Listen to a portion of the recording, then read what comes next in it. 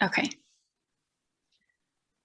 Welcome, ladies. I'm so glad that we were able to figure this out together. Thank you, Miss Kat.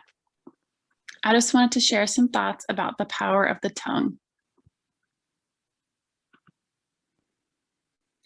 The first verse I wanted to share is from James 3.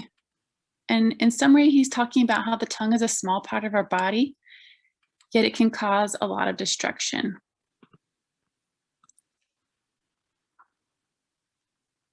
So I'm going to read James 3, 1-12.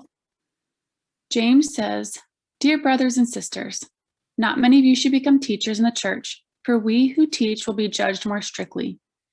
Indeed, we all make many mistakes, for if we could control our tongues, we would be perfect and could also control ourselves in every other way. We can make a large horse go wherever we want by means of a small bit in its mouth, and a small rudder makes a huge ship turn wherever the pilot chooses to go, even though the winds are strong. In the same way, the tongue is a small thing that makes grand speeches, but a tiny spark can set a great forest on fire, and among all the parts of the body, the tongue is a flame of fire. It is a whole world of wickedness, corrupting your entire body. It can set your whole life on fire, for it is set on fire by hell itself. People can tame all kinds of animals, birds, reptiles, and fish, but no one can tame the tongue. It is restless and evil, full of deadly poison. Sometimes it praises our Lord and Father, and sometimes it curses those who have been made in the image of God. And so blessing and cursing come pouring out of the same mouth. Surely, my brothers and sisters, this is not right. Does a spring of water bubble out with both fresh water and bitter water? Or does a fig tree produce olives or a grapevine produce figs? No, and you cannot draw fresh water from a salty spring.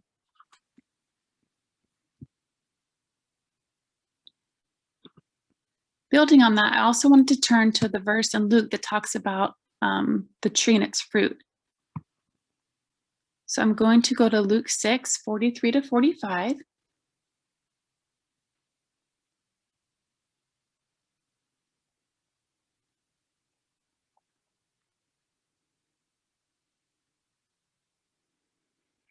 It's called The Tree and Its Fruit.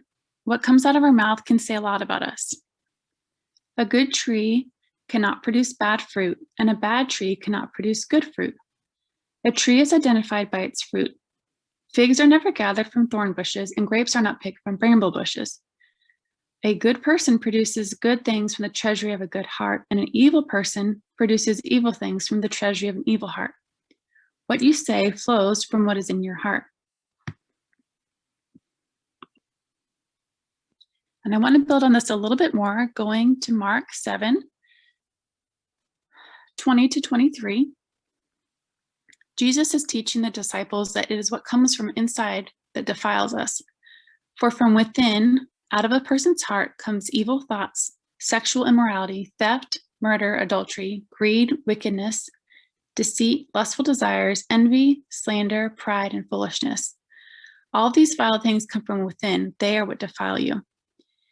And for us, we can see that he's trying to teach us that from a pure heart comes pure things, and from a defiled heart can come defiled things. But another thing that he brought up to the disciples is it's not unclean food that can defile you. Like in the Jewish tradition, they didn't eat pork and they didn't eat certain unclean animals. So this is also where he's talking about Gentiles, and the disciples didn't totally grasp it at this time, but this is one of the verses that they talk about, that talks about including both Jews and Gentiles, and also talks about how God made all animals to eat, not just clean and unclean, just as a side note. But I just wanted to pull from this verse the reminder that the mouth speaks from the overflow of the heart.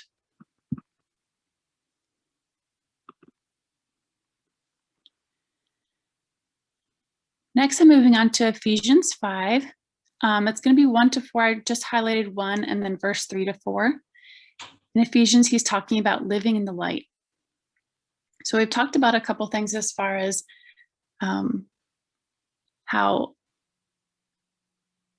a heart that is in a bad place will produce words that show where that heart is. So in Ephesians, he's saying, imitate God, therefore, in everything you do, because you are his dear children. Let there be no sexual immorality, impurity, or greed among you. Such sins have no place among God's people. Obscene stories, foolish talk, and coarse jokes are not for you. Instead, let there be thankfulness to God.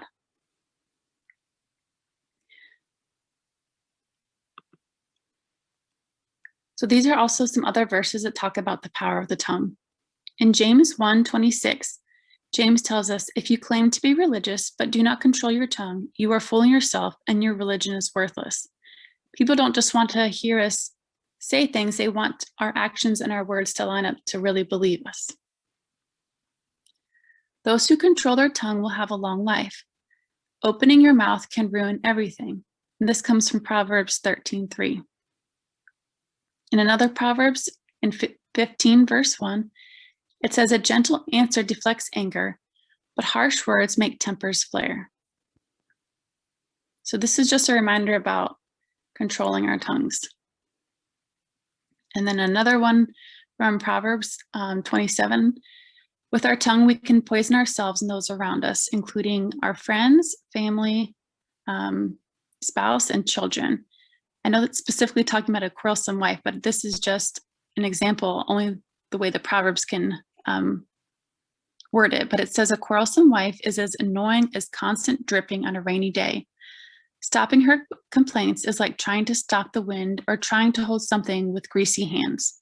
Proverbs 27:15-16. So what can we do? We can guard our hearts. In Hebrews 3, it says, be careful then, dear brothers and sisters. Make sure that your own hearts are not evil or unbelieving, turning you away from the living God. You must warn each other every day while it is still today, so that none of you will be deceived by sin and hardened against God. Hebrews 3:12-13. We can also use our tongue to encourage each other. In Ephesians 4, verse 29, it says, don't use foul or abusive language. Instead, let everything you say be good and helpful so that your words will be an encouragement to those who hear them. In 1 Thessalonians 5, verse 11, it says, encourage each other and build each other up. Going back to the Proverbs in 16, verse 24, it says, kind words are like honey, sweet to the soul and healthy for the body. So how can we apply these different verses in our life? And there's just a challenge at the end. I just want us to think about what is coming out of our mouth and is it useful what we are sharing.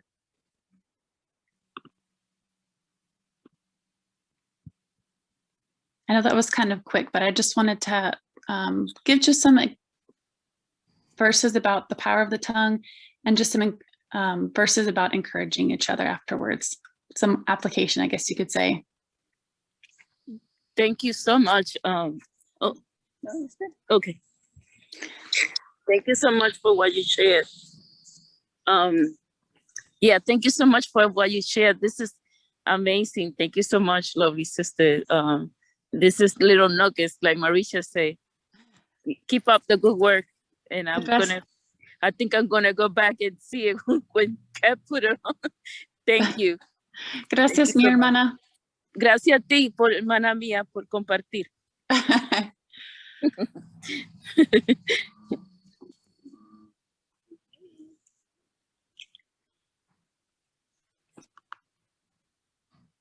Well, Nikki, it's always a great reminder, and I like having them all in one nice presentation to kind of just read back over.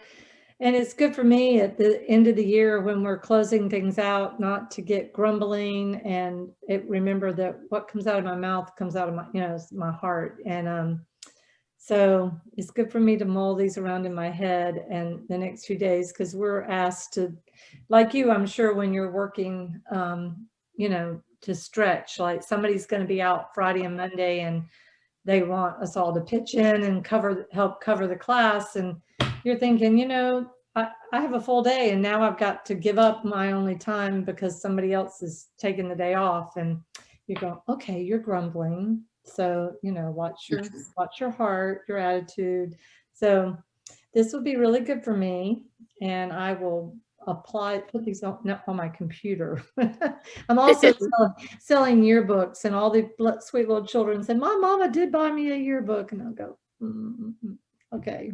And then it's really good. It's going to help me to keep my heart soft and to watch my tongue. So thank you. It's always a challenge, right?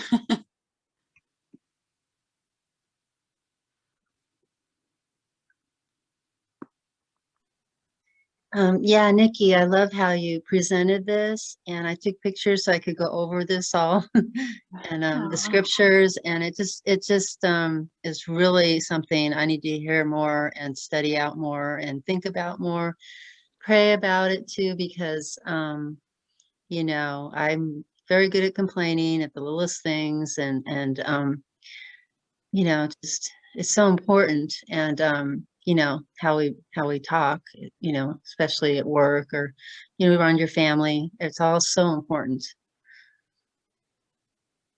Thank you for sharing, Kathy. It's definitely important. It's definitely good to pray about, because there are things we have to say, but we do want to say it carefully sometimes. Yes, definitely. Thank you.